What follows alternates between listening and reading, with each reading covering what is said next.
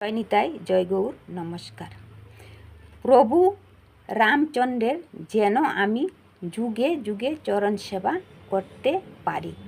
ত্রেতা যুগে রামচন্দ্র কত বৎসরের জন্য বনবাসে গিয়েছিলেন?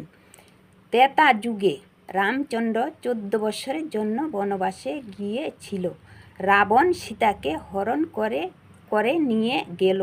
তখন জটায়ু পাখি বাধা দিল। পাখির বাধা দিয়েছিল। তখন রাবণ জটায়ুর ডানা কেটে দিয়েছিল।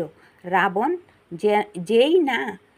যেই না রাবণ জটায়ুর ডানাটা কেটেছিল, জটায়ু ছটপট করেছিল। রামচন্দ্র বললেন, জটায়ু, এই অবস্থা তোমার কে করলো? প্রভু, আমার সীতা মাকে রাবণ হরণ করে নিয়ে যাচ্ছে।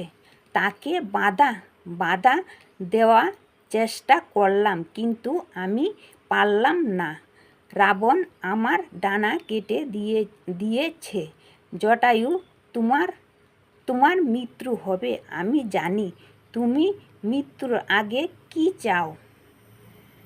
প্রভু, আমি মৃত্যুর আগে আপনার কাছে এটাই চাই, জন্মে জন্মে যেন তোমার চরণ সেবা করতে পারি।